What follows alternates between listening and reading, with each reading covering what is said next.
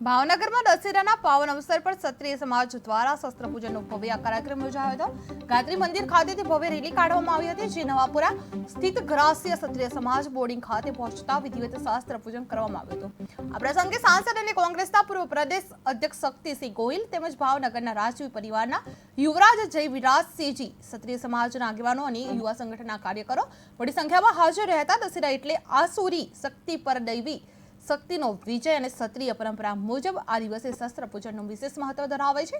સમાજના આગેવાનો દ્વારા શસ્ત્રોની પૂજા કરી શક્તિની આરાધના સાથે એકતા અને સંસ્કૃતિ જાળવવાનો સંકલ્પ લેવાયો હતો। સમગ્ર કાર્યક્રમમાં ધાર્મિક વાતાવરણ છવાયું હતું અને વિજયાદશમીની આ ઉજવણી ક્ષત્રિય સમાજ માટે ગૌરવપૂર્ણ બની રહી હતી।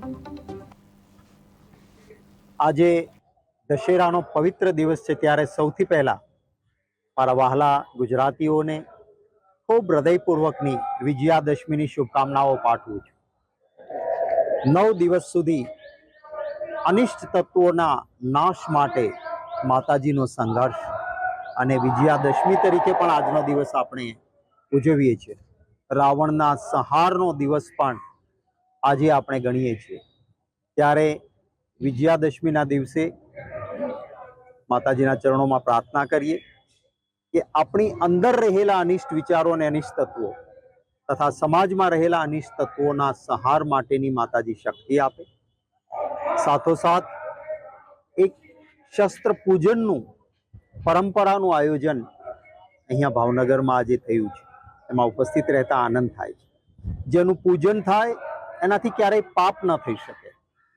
શસ્ત્ર છે એ પ્રદર્શન માટે નથી, શસ્ત્રનું પૂજન થાય અને શસ્ત્ર એ કોઈના પર કોઈનું શોષણ કરવા કે દબાવવા માટે નહીં, પણ પરમાર્થ માટે। ક્યાંય અન્યાય કોઈને થતો હોય, કોઈ નિર્બળને તકલીફ હોય તો એના હિતાર્થે, ન્યાય માટે અને અનિષ્ટ તત્વો સામે લડવા માટે જ શસ્ત્રનો ઉપયોગ થાય। શસ્ત્ર શાસ્ત્ર સત્તા કે સંપત્તિ મળે તો એ સ્વાર્થના સંધાન માટે નહીં, પરમાર્થના પુરુષાર્થ માટે જ વાપરવી જોઈએ। આ સંદેશ પણ આજે અહીંથી જ પ્રાપ્ત થાય છે। ફરી વિજયાદશમી દશેરા નિમિત્તે સૌને ખૂબ શુભકામનાઓ।